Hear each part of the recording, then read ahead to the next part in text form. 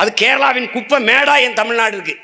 எல்லாம் மாட்டு கழிவா, ஆட்டு கழிவா, அந்த கழிவா, எல்லா குப்பையும் கொண்டாந்து கூட்டிட்டு போயிடும். இந்த அரசுக்கு தெரியாதா? மம்முட்டி மோகன்லாலை விட சிறந்த நடிகர்கள்லாம் இருக்காங்களா? அங்கே இப்படித்தானா? மம்முட்டிகிட்ட கேட்குறாங்க, என்ன நீங்கள்லாம் கட்சி, எங்கள் மக்கள் திரையரங்குகளை தலைவரை தேடுறது இல்லைன்னு போயிட்டார். எங்கள் நடிகர்கள் படத்தை நீங்கள் அங்கே ஓட விடுறதில்ல, அங்கே இருக்கிற படம் இங்கே ஓட விடுறோமே.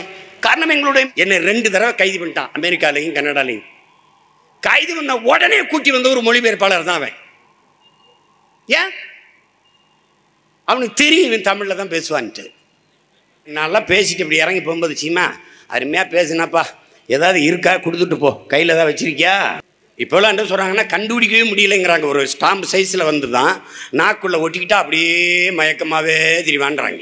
ஆனால் நம்ம ஐயா அந்த குட்கா பான்பராக்கெல்லாம் தூக்கிட்டு போவார். சட்டசபைக்குள்ள போயிருக்காரு எதிர்கட்சியாக இருக்கும்போது. அப்படியே ஒரு குவார்டர் போட்லையும் தூக்கிட்டு போனோம்ல. நட்டத்தில் ஓடுற ஆவினே நீங்கள் வீடுக்கு வீடு கொடுக்குறீங்க, கொண்டு வந்து கொடுக்குறீங்க. அப்படி லாபத்தில் போகிற அந்த குவார்டர் கொண்டாந்து எங்களுக்கு வீட்டில் கொடுத்துரு, ஒரு ஊறுகாயும் சேர்த்து கொடுத்துரு அப்படிங்கிறாவே. பிரம்மனின் தலையிலிருந்து பிராமணர்களை பிரசவித்தேன், தோளில் இருந்து சத்திரியனை, தொடையிலிருந்து வைசியனை, காலில் இருந்து சூத்திரனை படைத்தேன். நானே 4 வித வர்ணாசிரம தர்மத்தை உருவாக்கினேன். இது கிருஷ்ண பரமாத்மா சொன்னதாக பகவத்கீதையில் வருது. ஆனால் நம்முடைய மூதாதை வள்ளுவ பெருமகனார் அவர்கள் நமக்கு தந்தருளிய மறைமொழியிலே, திருக்குறளிலே, பிறப்பு ஒக்கும் எல்லா உயிருக்கும் என்று பாடுகிறார். பகுத்துண்டு பல் உறவுகள் ஓம்புக என்று பாடல, பகுத்துண்டு பல் உயிர்கள் ஓம்புக என்று உயிர்மை நேயம் பாடிய ஒரு இனக்கூட்டம் தமிழ் பெருங்கூட்டம். அதனாலேயே நாம் ஆகச் சிறந்தவர்கள். நீங்கள் தோல்விக்கு 2 காரணம்தான். ஒன்று யோசிக்காம செய்கிறது, இன்னும் யோசித்த பிறகு செய்யாமல் இருக்கிறது. இது கிருஷ்ண பரமாத்மா சொல்றது. கன்ஃபியூசியஸ் சொல்றான், சரி என்று பட்ட பிறகு அதை செய்யாமல் இருப்பதும் தோல்விக்கு காரணம்ங்கிறான். ஆனால் நம்முடைய மூதாதை வள்ளுவ பெருமகனார் எண்ணி துணிக கர்மம் துணிந்தவன் எண்ணுவோம் என்பது இழுக்கு என்று பாடுகிறார். யாருக்கும் தமிழர்கள் சலித்தவர்கள் அல்ல. ஆகப்பெரும் தத்துவத்தை, கோட்பாட்டை, இலக்கிய செழுமை கொண்ட, இலக்கிய வளமை கொண்ட ஒரு மொழி தமிழ் மொழி. அந்த திமிரும் பெருமிதமும் ஒவ்வொரு தமிழ் மகனுக்கு இருக்கணும், ஒவ்வொரு தமிழனுக்கு இருக்கணும். நாங்கள் ஆகச் சிறந்தவர்கள். நீங்க கடல் பல கடந்து படை பல நடத்தி உலகின் பல்வேறு நிலப்பரப்புகளை வென்றவன் நம்முடைய அருமை பெரும்பாட்டன் அரசனுக்கு அரசன் அருள்மொழி சோழனும் அவன மகன் அரசேந்திரனும். ஆனால் உலகில் பல்வேறு நாடுகளை வென்றிருக்கோம். எந்த இன மக்களையும் நம்ம அடிமைப்படுத்தி ஆண்டதில்லை. காரணம், நாங்கள் ஆகச் சிறந்தவர்கள், மாண்பு மிக்கவர்கள், மேன்மை மிக்கவர்கள். ஆனால் நம்மீது படையெடுத்து வந்த வென்ற எல்லாரும் நம்மை அடிமைப்படுத்தி ஆண்டார்கள். கொடியேற்றினார்கள், அவர்கள் மக்களை குடியும் ஏற்றினார்கள்.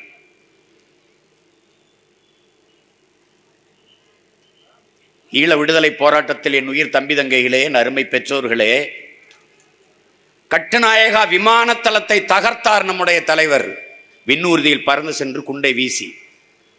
ஆனால் அவர் பொது விமானத்தளத்தை தகர்ப்பதற்கு எவ்வளவு நேரமாயிருக்கும் என்பதை அறிவார்ந்த தம்பி தங்கைகள் சிந்தித்து பார்க்கணும். செய்யல. ஏன்? அவன் அறத்தின் வழி நின்ற மறவன். நாங்கள் மாண்பு மிக்கவர்கள், மேன்மை மிக்கவர்கள். எம் இன மக்களை அழித்து ஒழிக்கிற சிங்கள இராணுவம் தான் என் எதிரியை ஒழிய மக்கள் அல்ல என்ற மகத்தான கோட்பாட்டை கொண்டிருந்தவன் நம் உயிர் தலைவன் மேதகுவே பிரபாகரன் அவர்கள். பல்லாயிரக்கணக்கில் எங்கள் குலப்பெண்களை, எங்கள் பெண்களை வன்முறை செய்து சிங்களர்கள் கொலை செய்தார்கள், சிங்கள இராணுவ வீரர்கள். ஆனால் பதிலுக்கு பதில் பழிக்கு பழி என்ற நோக்கிலே ஒரு சிங்கள பெண்ணின் தாவணியை கூட விடுதலை புலி மறவன் தொட்டதில்லை, நிழலை கூட தொட்டதில்லை. காரணம், நாங்கள் ஆகச் சிறந்தவர்கள், ஆகச் சிறந்தவர்கள். காவிரியில் தண்ணி தரல அடிக்கிறான், திருப்பி அடிக்க முடியாதா? திருப்பி அடிக்க முடியாதா? ஏன்னா எங்களுக்கு ஒரு மாண்பு இருக்கு, எங்களுக்கு ஒரு மாண்பு இருக்கு. எங்க நடிகர்கள் படத்தை நீங்க அங்க ஓட விடுறது, அங்க இருக்கிற படம் இங்க ஓட விடுறமே. காரணம் எங்களுடைய மேன்மை, எங்களுடைய மாண்பு. அது தமிழர்கள் பெருமை பேசுறான். கல் தோன்றி மண் தோன்றா காலத்தே வாளோடைய முன் தோன்றிய பெருமை பேசுறான்னு நினைச்சுக்கிருக்கான். பொய்யகல நாளும் புகழ் உரைப்ப என் வியப்பாம் வையகம் போர்த்தம் வயங்க ஒளிநீர் கையகல கல் தோன்றி மண் தோன்றா காலத்தே வாளோடு முன் தோன்றிய மூத்த குடின்னு பாடுது. செய்யுள் இருக்கு, இருக்கு, பாட்டு இருக்கு. மண் தோன்றிருச்சு, கல் தோன்றிருச்சு, மலை தோன்றிருச்சு, மண் தோன்றல. மண் மூணாவது நிலமாக வருது, மருத நிலம். அதனால் கல் தோன்றி மண் தோன்றா காலத்தே வாளோடு முன் தோன்றிய மூத்த குடின்னு பாடுது. தமிழர்கள் நீ பேசிய தம்பிகள்லாம் குறிப்பிட்டது போல ஒரு பெருமை கொண்ட ஒரு மூத்த இனம் சிறுக சிறுக தன்னுடைய இனப்பெருமையை இழந்து மொழிப்பற்று இனப்பற்றை விட்டுவிட்டு சாதிப்பற்று மதப்பற்று ஊட்டப்பட்டதாலேயே நாங்கள் தமிழர்கள் என்ற உணர்வற்று போய் இன்னைக்கு சொந்த நிலத்திலே அடிமைப்பட்டு கிடக்கு. எந்த உரிமையும் அதுக்கு இல்லை. நீங்கள் ஆந்திர காட்டுக்குள்ளே செம்மரக்கட்டையை வெட்ட வந்துட்டாங்க அப்படின்னு சுட்டு போட்டதை பார்த்தீங்க.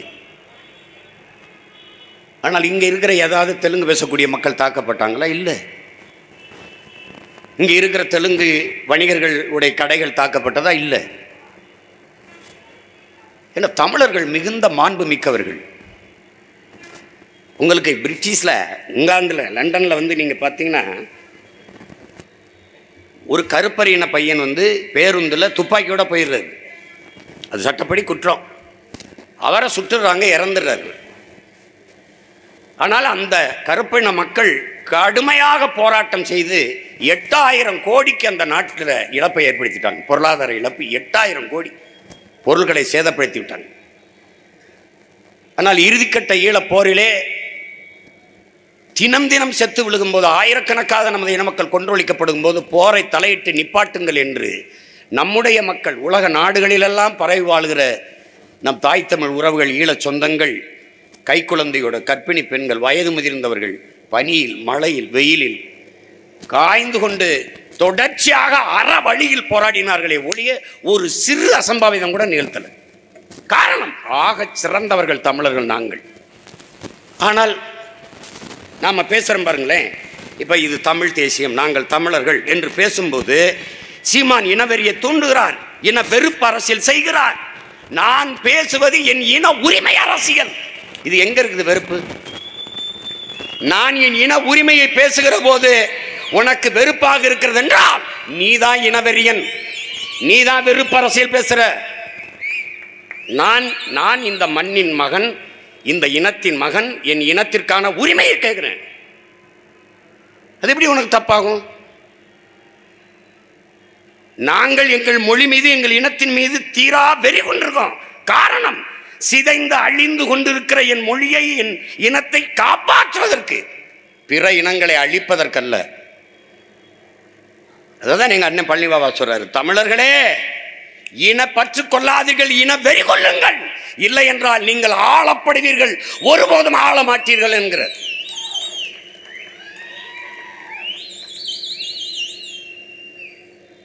எல்லாவற்றையும் இழந்து நிற்கிற போதுதான் நமக்கு இந்த இப்போ என்ன கையேறு நிலையில் நிற்கிறோம். அப்போ என்ன செய்யறது? கடைசி வாய்ப்பு, எழுந்திருச்சிரு. இருக்கிறது ஒரே ஒன்று தான், அரசியல் வலிமை தான். அதிகாரமற்ற மக்கள் அடிமையாக தான் வாழணும், வேறு வழியே கிடையாது. அப்படின்னா அதிகாரத்தை கைப்பற்றினா என்ன பண்ணணும்? அரசியல் கிளர்ச்சி செய்யணும். அதுதான் வழி. பாரு,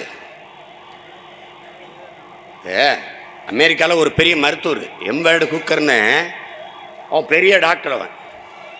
அவன் ஒரு 16 வயது பெண்ணை கூட்டிகிட்டு வர்றாங்க. அவருக்கு வந்து ஒவ்வாமை, வாந்தி, என்ன தண்ணி குடித்தா கூட அப்படி வாந்தி எடுத்து விட்டுருது அந்த பொண்ணு. அவர் ஒரு வாரம் வச்சு வைத்தியம் பார்க்குறாரு, அது நிற்க மாட்டேங்குது, சரி வர மாட்டேங்குது. ஒன்று என்ன பண்ணுறான், அவன் இந்த வீட்டில் படுத்துட்டு யோசிக்கும் போது அந்த நோய் வந்து அவர்கிட்ட பேசுது. எனக்கும் நோயாளிக்கு இடையில நீ யாரான்னு கேட்குது டாக்டர்கிட்ட. இவர் விறுவிறுன்னு போய் அந்த பொண்ணு தங்கியிருந்த அறையை பூட்டி சாவி எடுத்துகிட்டு வந்துடுறாரு. ஒரு வாரம் கழித்து போய் திறந்து பார்க்கும்போது அந்த பொண்ணு கையை காட்டுது, தண்ணிங்குது. தண்ணியை கொடுக்குறாரு. அப்புறம் சாப்பிடதா கேட்குது, சாப்பிட உணவு கொடுக்குறாரு, வாந்தி வரல. அவர் கீழே ஒரு மருத்துவ குறிப்பு மாதிரி எழுதுறாரு, பசித்த பின் உண்ண வேண்டும், நன்கு பசித்த பின் உண்ண வேண்டும் என்று எழுதுறாரு எம்பேடு ஹூக்கர். நம்ம அப்பா நம்மாழ்வார் சொல்றாங்க, உன் பரம்பரை கருவாகிறதுக்கு முன்னே என் பாட்டம் பாடிட்டாண்டா, மருந்தன வேண்டாவாம் யாக்கைக்கு அருந்தியது அற்றது போற்றி உணின். சாப்பிட்டது நல்லா சீரணிச்சிருச்சா, செமிச்சிருச்சா, அதுக்கப்புறம் சாப்பிட்றா, பசித்து சாப்பிட்றாரு. வள்ளுவ பெருமகனாரே 1.25 அடியில் தான் இருக்காரு. அதுக்கு பின்னாடி அவ்வை வாரா, அறிவு மூதாட்டி அவ்வை. அவன் என்ன செய்யறா, வள்ளுவன் நல்லா தான் எழுதியிருக்கான், கொஞ்சம் பெருசாக எழுதியிருக்கான், பிள்ளைகளுக்கு கஷ்டம்ட்டு 2 வார்த்தையில் பசித்து புசி அப்படின்னு அவ்வை எழுதி வச்சுக்கிட்டா.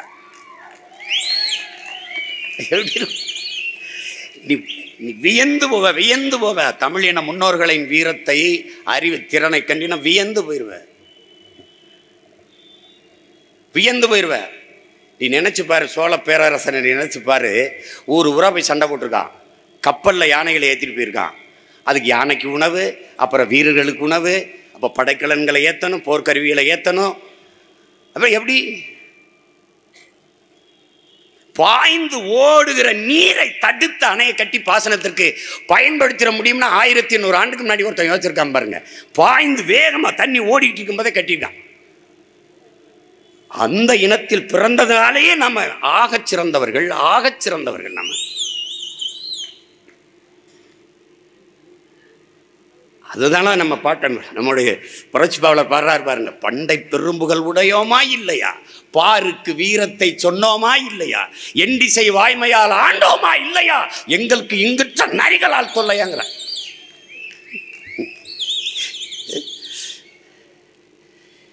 இகழ்ச்சி நேர்ந்தால் இறப்போம் என்றும் புகழ்ச்சியை எம் பூணாம் என்றும் வையம் ஆண்ட வண்டமில் மரபே கையிருப்பை காட்ட எழுங்கிறான். எந்திரா நீ, எந்த பாவலன்னு நம்முடைய முன்னோர்கள் வந்து பாட்டு பாடல, தண்ணீர் ஊத்தலாம் எழுப்பல, வெந்நீரை ஊற்றி எழுப்பியிருக்கான். எந்திரா எந்திரா எந்திரான்னு. ஆனாலும் இந்த இனம் எழுந்து வந்ததா தெரியல. இப்போ கொஞ்சம் பரவாயில்ல. நான் கூட சொல்லுவேன், இந்த இனத்துக்கு முன்னாடி பேசுனது சுடுகாட்டில் இருந்து பேசினா கூட 4 பிணத்தை எழுப்பியிருக்கலாம்ட்டு. ரொம்ப நாளாக கத்திக்கிட்டு இருக்கான் பாவம் அந்த சீமான்னு. 2 பேரும் எந்திரிச்சாது வருவான். இது என்ன சொல்லு என்ன சொல்லு ஏறாது. நல்லா தான் பேசுகிறான் சீமானா, அவன் தம்பியெல்லாம் தங்கச்சியெல்லாம் நல்லா தான் பேசுகிறாங்க. என்னால் பேசிட்டு இப்படி இறங்கி போகும்போது, சீமா அருமையாக பேசுனாப்பா, ஏதாவது இருக்கா கொடுத்துட்டு போ, கையில் ஏதாவது வச்சிருக்கியா பழகி. ஏ கோட்டை கட்டி ஆண்ட நீ, கோணி சாக்கு கட்டி தூங்கிக்கிட்டு இருக்க நீ. எல்லாரும் கல்லு மாவில் கோலம் போட்டுக்கிட்டு இருந்தான், அரிசி மாவில் கோலம் போட்டவன் ஈக்கும் எறும்புக்கும் இரையாக இருக்க வேண்டும் என்று அரிசி மாவில் கோலம் போட்டவன் நீ. நீ இலவச அரிசிக்கு கையேந்தி நிற்கிற, இலவச அரிசிக்கு கையேந்திட்ட. கேவலம். உன் இனத்தில் பாரு, கொடை வள்ளல்கள், நாடை ஆண்ட மன்னர்களே கொடை வள்ளல்களா இருந்திருக்கான். பாரி, ஓரி, பேகன், காரி, ஆய்நல்லி, அதிகமான். இந்த மண்ணை ஆண்ட மகன் தானே அதிகமான். நினைச்சு பாரு. ஏய், கொடை வள்ளல்கள், கொடை வள்ளல்கள் பாரியும் பேகனும் ஆகச் சிறந்த வள்ளல்கள். ஏன்? கேட்டு கொடுப்பது கொடைதான், ஆனால் அது சிறந்த கொடை அல்ல. என கேட்கும்போது ஒருத்தன் தன்மானத்தை இழந்துறான். ஐயா எனக்கு பசிக்குது சாப்பிடதா கொடுங்கன்னு கேட்கும்போது தன்மானத்தை இழந்துறான். அதனால அது சிறந்த கொடை இல்லை. அப்ப கேட்காமலே கொடுக்கணும், அது சிறந்த கொடை. ஆனால் அது ஆகச் சிறந்த கொடை அல்ல. ஆகச் சிறந்த கொடை என்பது கேட்கும் திறனற்ற உயிர்களுக்கு கொடையா கொடுத்தான் பாரு. முல்லைக்கு தேரையும் மயிலுக்கு போரையும் போத்துறான் பாரு, பாரியும் பேகணும். அவன் தான் ஆகச் சிறந்த வள்ளல்கள். அந்த குளத்தில் பிறந்துட்டு நீ இப்போ வந்து இலவச அரிசி, வேட்டி, சேலை, சக்கரை, பொங்கலுக்கு இந்த தீபாவளிக்கு ஏதாவது இனாம் கிடைக்குமா அப்படின்னு கடைசிக்கிட்டு இருப்பேன். தீபாவளிக்கு ஐயோ கருமமே. இனாமுக்கு கையேந்துவேன். ஒரு நாள் தீபாவளிக்கு மட்டும் 600 கோடி குடிப்பேன். 600 கோடி. பாரு, இப்போ தீபாவளி வருது இல்லை, நவம்பர் 12 தீபாவளி. தீபாவளி முடிஞ்ச உடனே செய்தித்தாளில் வரும் பாருங்க, 600 கோடி வியாபாரம் டாஸ்மார்க் அப்படின்னு வரும். உனக்கு எதுக்கு இலவசம்? உனக்கு எதுக்கு இலவசம்? இப்போ அது இந்த பொங்கலுக்கு 1000 பொங்கலுக்கு 1000 ரூபா, பொங்கலுக்கு ஒரு குடும்ப அட்டைக்கு 1000 வந்து இந்த ஒரு கடையில் நல்லா எடுத்து போட்டிருக்கான். இந்த பக்கம் 2 ரேஷன் கடை. அந்த ரேஷன் கார்டை காட்டி ஒரு 1000 ரூபாய் வாங்கியாச்சு. டக்குன்னு துண்டிச்சா இந்த பக்கம் டாஸ்மார்க் கடை. இங்கே நின்ன ஆளா அங்கே நிற்குது. அப்புறம் இங்கே வரிசையாக கொடுத்துட்டு அப்படியே அது அமைச்சர் சொல்கிறார்ல, என்ன 1000 ரூபா கொடுத்தா என்ன, காலையில் கொடுத்தா சாயந்தரம் எங்ககிட்ட வந்துட போகுது. ஐயோ, எத்தனை பச்சை மட்டை வெட்டி வெளுக்கிறது ஒன்றும் புரிய மாட்டேன். அதனால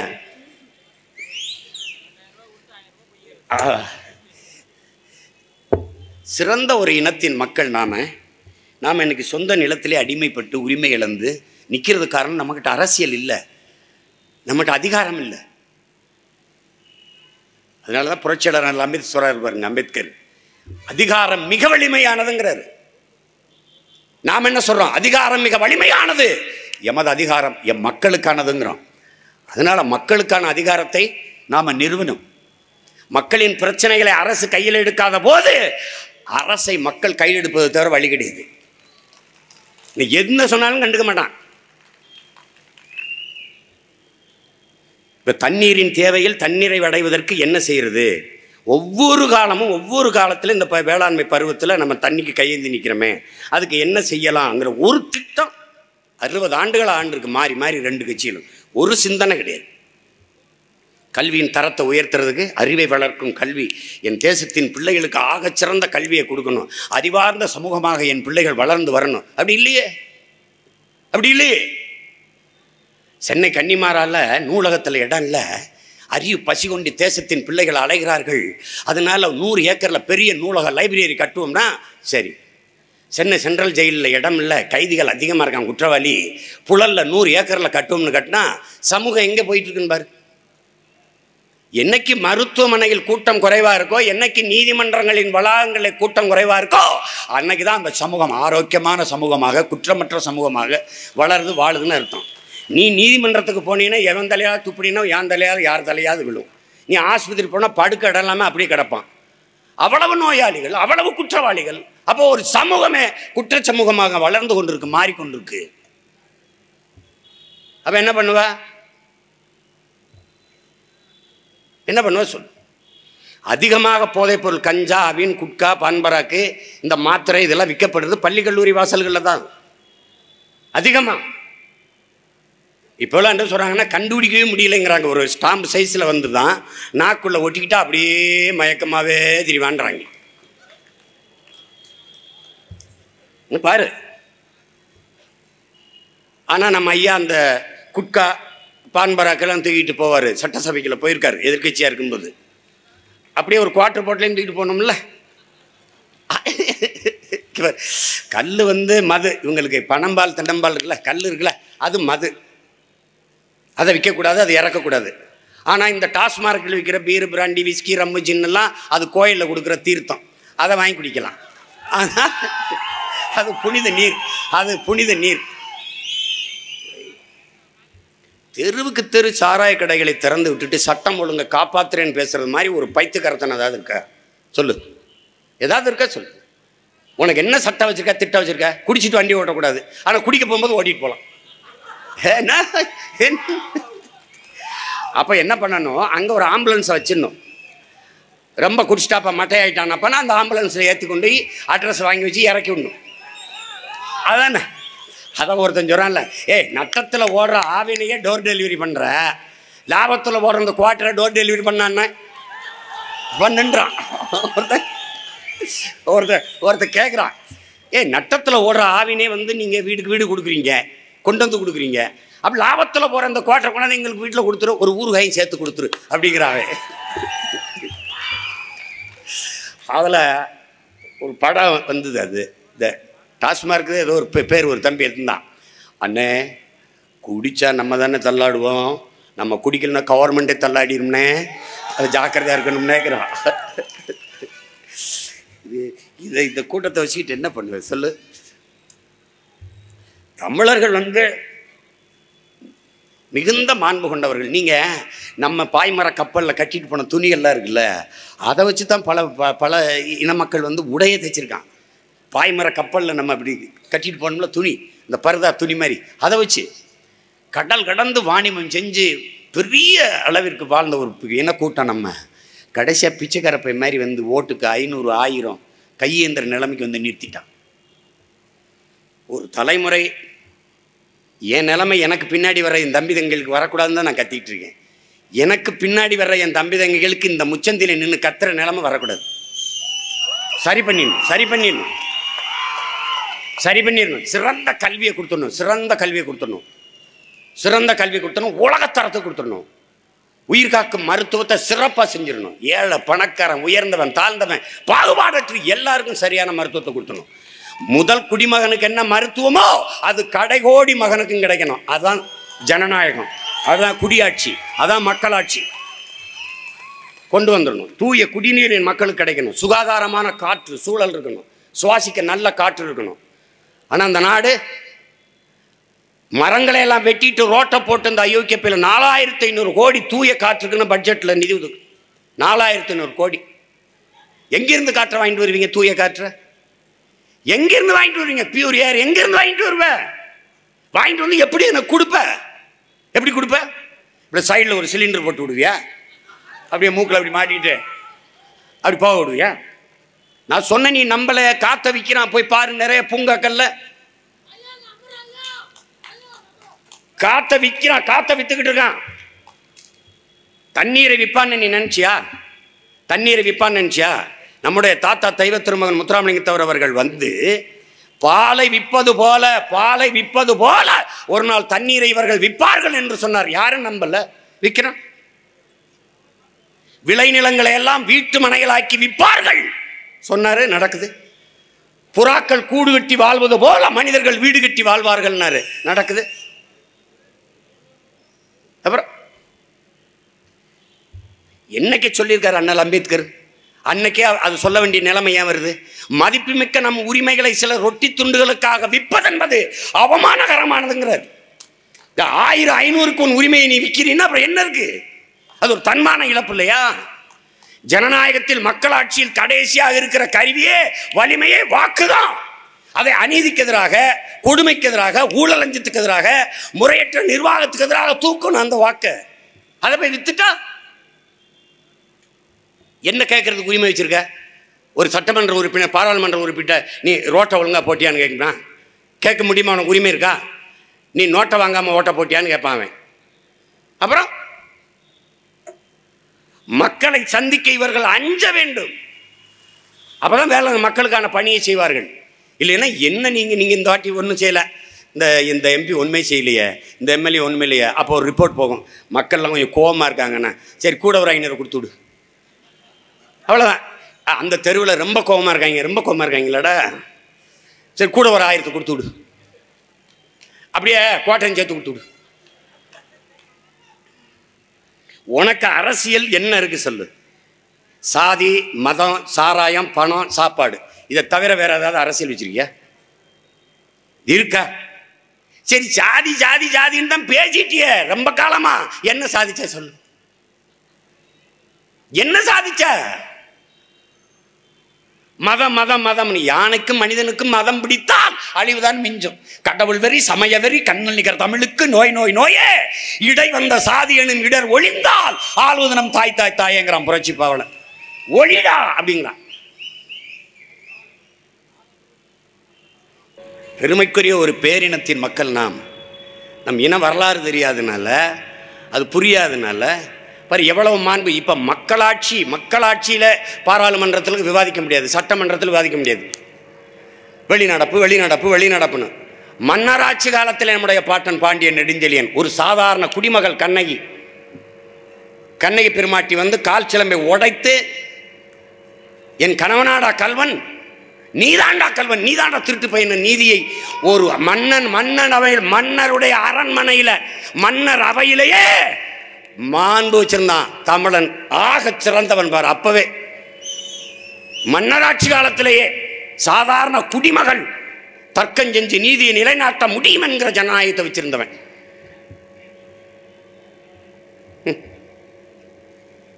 இன்னைக்கெல்லாம் சட்டசபைகளை பேச முடியல. நீ எங்கள் ஒரு 20 பேர் அனுப்பிவிடு, எல்லாரும் முதலமைச்சர் அமைச்சர் எல்லாரும் வெளிநடப்பு போவோம், நாங்கள் உட்கார்ந்துருப்போம். எந்த கேள்விக்கும் பதில் இருக்காது. என்ன ஒழுங்கா நடக்குது சொல்லு, என்ன ஒழுங்கா இருக்குது, என்ன ஒழுங்கா? இந்த டாஸ்மார்க் ஒன்றில் தான் இந்த ஆட்சி பாஸ் மார்க் வாங்குது. வேற ஏதாவது இருக்கா சொல்லு, வேற ஏதாவது இருக்கா? உனைய எப்படி வச்சிருக்கான் பாரு, ஒரு மயக்கம், கேளிக்கைகளையும் பொழுதுபோக்குலையும் அதிக ஈடுபாடு. உனக்கு கோபம் வருதா? என்ன எவனுமே சரி கிடையாது, இந்த ஆட்சி ஒன்றும் சரி கிடையாது, உன் வேலை கிடைக்கல, சம்பளம் கிடைக்கல, அப்படி வருதா? போடா போடா டாஸ்மார்க் போய் குடிடா குடிடா குடிச்சு. அதுக்கு மேலே ரொம்ப வருதா? படம் படம் 1 மணிக்கு போயிரு, தேர்ட் வாசல் போய் நின்று இடிச்சு புடிச்சு பாரு. என்ன பண்ண போற? படம் தானே இன்னைக்கெல்லாம் நாளைக்கு பார்க்கறது. கேரளாவில் இல்லாத சினிமாவா? மம்முட்டி மோகன்லாலை விட சிறந்த நடிகர்களாக இருக்காங்களா? அங்கே இப்படி தானா? மம்முட்டிகிட்ட கேட்குறாங்க, என்ன நீங்கள்லாம் கட்சி, எங்கள் மக்கள் திரையரங்குகளை தலைவரை தேடுறது இல்லைன்னு போயிட்டார். நீங்கள் ஒரு கொடுமையான ஆட்சி நடக்கிறது என்றால், நல்ல ஆட்சி நடக்கவில்லை என்றால், ஆட்சி செய்பவர்கள் மட்டும் அதற்கு பொறுப்பு அல்ல, அந்த தலைவனை தேர்வு செய்த மக்களும் அதற்கு பொறுப்பு. நீங்கள் அதை கவனத்தில் வச்சுக்கணும். அக்கறையாக உங்கள் பிள்ளைகள், எங்களை தவிர யாரும் உங்களோட இவ்வளோ அக்கறையாக பேச மாட்டாங்க. ஏன்னா நாங்கள் ஓட்டுக்கானவர்கள் அல்ல, இந்த நாட்டுக்கானவர்கள். நாங்கள் வாக்கு கேட்டு வருவதில்லை, எதிர்கால என் தம்பி தங்கைகளின் வாழ்க்கையை கேட்டு தான் கையேந்தி நிற்கிறோம். விட்டுறாதீங்க. 13 வருஷமாக கத்திட்டேன் நான், இந்த கட்சி ஆரம்பித்தேன், அதுக்கு முன்னாடி கத்திருக்கேன். ஓட நடக்க உடம்புல உங்கள் பிள்ளைகளுக்கு தெம்பு இருக்கும்போதே அதிகாரத்தை கொடுத்துருங்க, எல்லாம் சரி பண்ணிடும். தண்ணி இல்லை, அது இல்லை, வேலை இல்லை, வெற்றி இல்லை, எதுன்னு நீ வாழ்கிற இடத்துலையே உனக்கு அரசு வேலையை கொண்டாந்து கொடுத்துருவேன். என்னன்னு சீமான் கொடுப்பேன்? நான் தான் மாடு வளர்ப்பேன், ஆடு வளர்ப்பேன், நாட்டுக்கோழி வளர்ப்பேன், பட்டுப்பூச்சி வளர்ப்பேன். அங்கங்கே வாழ்கிற இடத்துல அரசு வேலை. தருமபுரியில் என்னடா வரும்? அன்னை கரும்பு வரும், போடுறா கரும்பு, கரும்புலேருந்து சக்கரை காய்ச்சல் தொழிற்சாலையை போடுறா, அச்சு வெள்ளம் போடுறா, அதை போடுறா. கரும்பு சக்கலேருந்து சாப்பாடு சாப்பிட்ற தட்டு தயாரிக்கிற தொழிற்சாலையை போடுறா. அங்கங்கே அவன் வாழ்விடத்தில் வேலையை கொடுத்துட்றா. முடிஞ்சு. நான் 10,000 உனக்கு சம்பளம் தரேன், நீ செலவு பண்ணி கட்டிட்டு பார்ப்போம். ஏன்னா உனக்கு தேவைப்படாதுல்ல. பிள்ளைய படிக்க வைக்கணும், காசு தேவைப்படுது, ஏன்னா காசு கட்ட வேண்டியது இருக்குது. அம்மாவுக்கு உடம்பு முடியல, அப்பாவுக்கு முடியல, வைத்தியம் பார்க்கணும், காசு தேவைப்படுது. நானே பார்த்துடுறேன்றேன், நானே படிக்க வச்சுறேன்றேன். உனக்கு என்ன அப்புறம் செலவு இருக்குது? என்ன செலவு இருக்குது சொல்லு? நீ செலவே பண்ண முடியாது. அதை பிரிட்டனில் இப்போ லண்டனில் இந்த மாதிரி பார்த்தீங்கன்னா 100 ரூபா சம்பளம்னு வச்சுக்கிறீங்களேன், 70 ரூபாய் எடுத்துக்கிறோம். அது 70 ரூபாய் எடுத்துக்கிறோம். ஆனால் அந்த 70 ரூபாயை நல்ல கல்வி, நல்ல மருத்துவம், தூய குடிநீர், கழிவறையில் வாஷ் பேஷனில் திருகி அந்த தண்ணியை குடிக்கிற அளவுக்கு தூய தண்ணீரை கொடுப்பான். திடீர்னு என் தம்பிகளுக்கு எங்கடா போயிட்டாருன்னு, இன்னும் ஒரு 4-5 நாள் மருத்துவமனையில் போய் படுத்திருந்தேன். உடம்புக்கு ஒன்றும் இல்லைண்ணே, சும்மா போய் ரெஸ்ட் எடுப்போம்னு படுத்திருந்தேன்.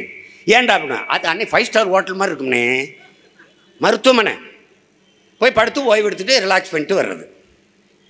அவன் என்ன செவிலியர் மருத்துவர்லாம் வீட்டில் பிரசவம் பார்த்துட்டு போகிறான்ல, வீட்டில் சோதிச்சு நீங்கள் கர்ப்பிணியாக இருக்கிறீங்களா, ஒவ்வொரு முறை சாப்பிட்டு முறையாக மருந்து எடுக்கிறீங்களா, அது நாடு. அவன் நாடு. நீ என்ன வச்சுருக்க? நீ இங்கே பாரு, அணுவில் ஆபத்தான மின் உற்பத்தி, அணுவில் வெடித்தா பேரழிவு, அதை அரசு வச்சுக்கிறோம். அனல் மின்சாரம், அதை அரசு வச்சுக்கிறோம். ஆனால் காற்றாலை மூலமாகவும் சூரிய ஒளி மூலமாகவும் தயாரிக்கிற மின்சாரத்தில் சூழியலுக்கு எந்த பாதிப்பும் இல்லை, அதை தனியாருக்கு கொடுத்துரும். எப்படி இருக்கு? நான் அணுவில் எதிர்த்து போராடணுமா, அது அரசை எதிர்த்து போராடணும். நான் அனல் மின்சாரத்தில் உலர் சாம்பலை கொட்டி ஒரே தூசி ஆக்கி வச்சுருவான், நாடே குப்பை மேடாயிரும்.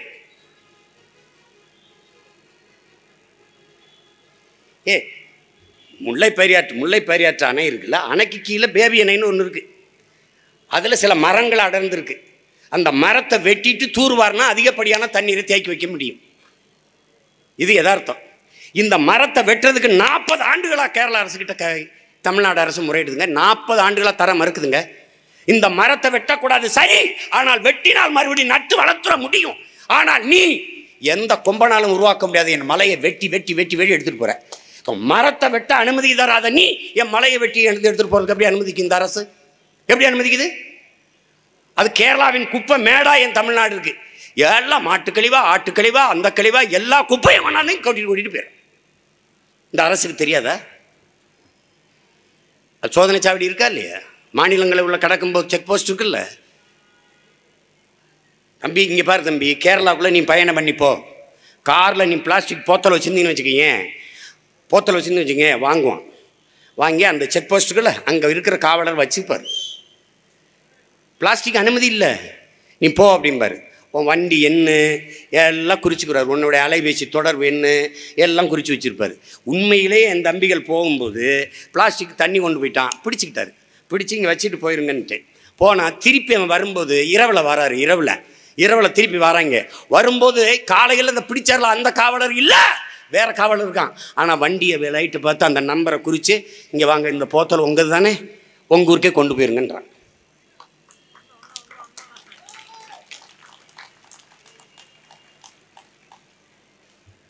நீ அற்ப கொசுவை ஒழிக்க முடியல, நீ ஊழல் லஞ்சத்தை ஒழிப்பின்னு வைத்துற.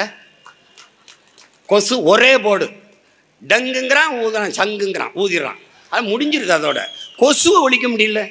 கொசு எப்படி உற்பத்தி ஆகுது? நீர் தேங்குற இடத்துல, அழுக்கு நீர் உரைகிற இடத்துல அது முட்டையிட்டு குஞ்சு பிரிச்சிருது. அதை திங்கிறதுக்கு அதுக்கு தவளை அந்த அரட்டலைக்கு தான் அந்த உணவு. அதை நீ திங்கி விடுறதில்ல. தவளை என்ன பண்ணுற, ப்ளீச்சிங் பவுடரை போடுது.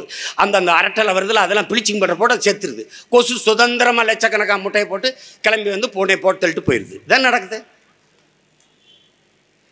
ஒரு நாடு சுத்தமாக வச்சுக்கிற முடியல. ஒரு 5 வருஷம் தானே உன் பிள்ளைகிட்ட ஒரு 5 வருஷம் கொடுத்து பாரு. 5 வருஷம் 5 ஆண்டு நீ ஏங்குவ. அன்னைக்கே அவன்கிட்ட நாட்டை கொடுத்துருக்கலாம் அப்படின்னு நினைக்கிற அளவுக்கு நேசிக்கணும்ல. மண்ணை மக்களை நேசிக்கணும்ல. என் பிள்ளைகள், என் பெற்றோர்கள், என் உறவுகள், என் மண், என் நிலம், என் காடு, என் மலை, என் அருவி, என் ஆறுன்னு நேசிக்கணும்ல. அவன்கிட்ட தான் நாடு இருக்க முடியும்.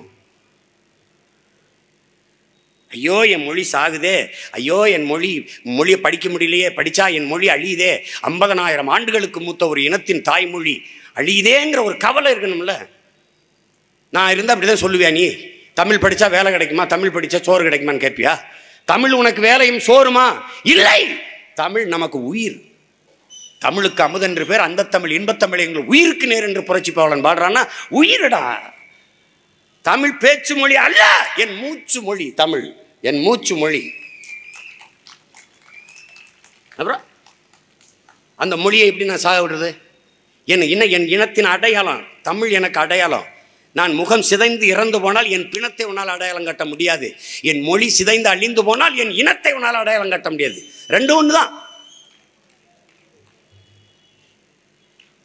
அப்போ தமிழ் மீட்சியே தமிழர் எழுச்சிங்கிறார் தேவினைய பாவாணர். மொழி ஞாயிறு. அப்போ தமிழ் மீட்சி உறணும், தமிழர் எழுச்சி உறணும்னா அதிகாரம் தமிழன்ட்ட வரணும். நீ இப்படி சொல்லிவேன், தமிழ் படித்தாதான் வேலை கொடுப்பேன், தமிழ் படித்தா தான் வேலை கொடுப்பேன், அரசு பள்ளி கல்லூரியில் படிச்சுட்டு வரியா வேலையில் முன்னுரிமை கொடுப்பேன். ஹிந்தி படிச்சிருக்கியா, படிச்சுக்க. எதுக்கு படித்தப்பா? வட இந்தியாவில் வேலை, போய் அங்கே போப்பா. இங்கிலீஷு நல்லா படித்தா எதுக்குப்பா படித்த? இங்கிலீஷு வெளிநாட்டில் வேலை, போப்பா. பாஸ்போர்ட் விசானா எடுத்து கொடுத்து விடுப்பா, போப்பா. அமெரிக்காவில் போய் நீ வேலை பார்க்குறீல, சாஃப்ட்வேரில் வேலை பார்க்குறீல, உன் கணினி பொறியியல் அறிவுக்கு வேலை கொடுத்துருக்கானா இல்லை உன் இங்கிலீஷ்க்கு வேலை கொடுத்துருக்கானா சொல்லு? நீ படிச்சிருக்கல கம்ப்யூட்டரு, கணினி பொறியியல் இருக்குல்ல, அந்த அறிவுக்கு வேலை கொடுத்துருக்கானா உன்னுடைய ஆங்கிலத்துக்கு வேலை கொடுத்துருக்கானா? அவனை விட நீ ஆங்கிலம் நல்லா பேசுகிற போற, அது அவன் தாய்மொழி. நீ தமிழ் படிக்கிறதுக்கும் வெளிநாட்டில் போய் வேலை பார்க்குறதுக்கும் ஏன் குழப்பற? என்னை 2 தடவை கைது பண்ணிட்டான், அமெரிக்காலையும் கனடாலையும். கைது பண்ண உடனே கூட்டி வந்த ஒரு மொழிபெயர்ப்பாளர் தான் அவன். ஏன்? அவனுக்கு தெரியும் இவன் தமிழில் தான் பேசுவான்ட்டு. அவன் நாம் தமிழர் கட்சியின் கொள்கை என்ன? கொள்கையை சொன்னால் என் கட்சியில் சேர்ந்துக்கிறீங்களான்னு கேட்டேன் நான். அவங்க ஒன்று நம்ம பேசும்போது அவன் சிரிச்சுட்டே இருப்பாங்க, என்னடா இப்படி ஒருத்தன் வந்து நிற்கிறானே அப்படின்னு. அனுப்புறதுன்னு ஆயிடுச்சுல, அனுப்பிவிடு, சும்மா போட்டு தேவையில்லாத கேள்வி கேட்டுக்கிட்டு இருக்காது, என்னை அனுப்புறதுன்னு ஆயிடுச்சு அப்படின்னு. ஒன்றும் கிடையாது. நான் ஒரு சும்மா காமெடி பீஸு, டெரர் பீஸு அவர் தான். அவரை பார்த்து தான் நான் ஒரு நாள் துணி 2 இதெல்லாம் எடுத்துகிட்டு போவேன் பையில். அதுக்கு அவங்க படுத்துகிற பாடு தவிர அந்த அதிகாரி என்னை கூப்பிடாரு பாருங்க, ஹலோ பாஸ். நான் இங்கிட்டு சுற்றி பார்க்குறேன், யாரா பாஸ்ன்ற அப்படி, நீ தான் வா பாஸ் அப்படின்ற அப்படி. ஏடா பாஸா, என்னடா நம்ம அப்போலாம் பிக் பாஸ் இல்லை. அப்போ நினச்சிக்கிட்டேன், சரி விடு, அந்த பையன் உங்களுக்கு இருந்தால் சரிதான். அதனால் நம்மளால் எவ்வளவோ சாதிக்க முடியும், எவ்வளவோ பெருமைகள் கொண்ட ஒரு தேசிய இனத்தின் மக்கள் நாம். எனக்கு பின்னாடி வர்ற என் தம்பி தங்கைகளாவது மதிப்புமிக்க தம் வாக்கை விற்காம ஒரு வலிமையான அரசியலை உருவாக்கி தமிழ் பேரினத்தை பாதுகாக்க வேண்டிய பொறுப்பும் கடமையும் உங்களுக்கு இருக்குது. இது என்னோட வேலைன்னு நினைக்கக்கூடாது, நம் ஒவ்வொருத்தருடைய வேலை. இது ஒவ்வொருத்தருடைய வேலை. இந்த இனத்தில் பிறந்த பிள்ளைகள் ஒவ்வொருத்தருக்குமான இது பிறவி கடமை, வரலாற்று கடமைன்னு நீங்கள் நினைச்சு செய்யணும். புரட்சியாளர் அம்பேத்கர் கற்பிக்கிறார், என் தம்பி தங்கைகளே, நீ யாருக்கோ ஒருத்தருக்கு உழைக்கிறாய் என்ற எண்ணத்தை கைவிடு. நீ பிறந்த பெருமை மிக்க சமூகத்துக்காக உழைக்கிறோம் என்கிற திமிரும் பெருமிதமும் உனக்கு இருக்கணும்டாங்கிறார். நீ எந்த நோக்கத்தை கொண்டிருக்கிறாயோ அதில் அசைக்க முடியாத நம்பிக்கை கொண்டிருக்கிறாரு. இது நின்றுட்டு இதெல்லாம் வெல்லுமா, இதெல்லாம் சரி வருமா, என்னத்தக்கனே மாதிரி பேசிக்கூடாது. என்னத்தை போய் என்னத்தை பிடிச்சு எப்படிலாம் பேசிக்கூடாது. நம்பணும், வெல்லும்னு நம்பணும், நம்பிக்கை வைக்கணும், அசைக்க முடியாத நம்பிக்கை வைக்கணும். மாவீரன் சுபாஷ் சந்திர போஸ் சொல்றாருல, உன்னை ஒருவனாலும் தோற்கடிக்க முடியாது உன் நம்பிக்கையில் நீ தோற்கிற வரை. நம்முடைய தலைவர் நமக்கு என்ன கற்பிக்கிறாரு? நல்லவர்கள் கூட தோற்றதாக வரலாற்றில் செய்தி இருக்கிறது, நம்பிக்கை கொண்டவர்கள் தோற்றதாக வரலாற்றில் செய்தி இல்லைங்கிறது. அந்த நம்பிக்கை இருக்கணும். அலெக்சாண்டர் உலகம் பூரா வென்றான், கிரேக்க மாவீரன். எல்லா வெற்றிகளையும் பொண்ணு மணி அவளை எல்லாத்தையும் எல்லா தோழர்களுக்கும் பிரித்து கொடுத்துட்றான், எல்லாருக்கும் படையில் இருக்க எல்லாருக்கும் கொடுத்துட்றான். அலெக்ஸ் எல்லாத்தையும் எங்களுக்கு கொடுத்துட்டியே, உனக்கென்று என்ன இருக்கு அப்படிங்கும்போது ஓடி போய் தன் குதிரையில ஏறி உட்கார்ந்து இடையில் இருந்த வாளை உருவி விண்ணை நோக்கி செலுத்தி தூக்கி காட்டுறான். என்னிடத்தில் நம்பிக்கை இருக்குதுங்கிறான். அந்த நம்பிக்கையோட வாருங்கள் என் அன்பு தம்பி தங்கைகளை, உறுதியாக நாம் வெல்லுவோம். உலகத்தின் தலை சிறந்த நாடாக நம் தாய் நாட்டை தமிழ்நாட்டை மாற்றி படைப்போம். சிறந்த நாடாக, பூமியின் சொர்க்கமாக மாற்ற முடியும். நீ இறந்த பிறகு சொர்க்கத்தை தேடாக, இருக்கிற இந்த பூமியை சொர்க்கமாக மாற்றும். நீ அதெல்லாம் நினைக்காத. நீ பசிங்கிற வார்த்தை இல்லாமல் ஒழிச்சு விட்டுடலாம், ஒன்றும் யோசிக்காத. நீ ஒன்றே ஒன்று தான் செய்யணும், ஒரே ஒரு ஓட்டை விவசாய சின்னத்துக்கு போட்டுரு, நாட்டு அண்ணன்ட்ட கொடுத்துரு. நாடு மக்களும் நல்லா இருக்கணும், நல்லா வாழணும்னா என்னைய நாடு, என்னைய தேடு, எனக்கு ஒரு ஓட்டை போடு. வழி கிடையாது, வழி கிடையாது. என்னை விட்டாலும் உங்களுக்கு நாதி இல்லை, உங்களை விட்டாலும் எனக்கு நாதி கிடையாது. ஆமாம், நீங்கள் நடந்து போகும்போது விழுகிற நிழலாக உங்களை பின்தொடர்ந்து வந்துக்கிட்டே இருப்பேன், வந்துக்கிட்டே இருப்பேன். மீட்டு. அதனால் என் அருமை பெற்றோர்கள், பேரன்பு மிக்க என் உடன் பிறந்தார்கள், எளிய பிள்ளைகள், உங்கள் பிள்ளைகள் எங்களுக்கு வாக்கு செலுத்தி எங்களை வலிமை மிக்க அரசியல் ஆற்றலாக மாற்றுங்கள். நம் இலக்கு ஒன்றுதான், இனத்தின் விடுதலை. இனம் ஒன்றாவும் இலக்கை வென்றாவும். புரட்சி எப்போதும் வெல்லும், நாளை நமது வெற்றி அதை சொல்லும்.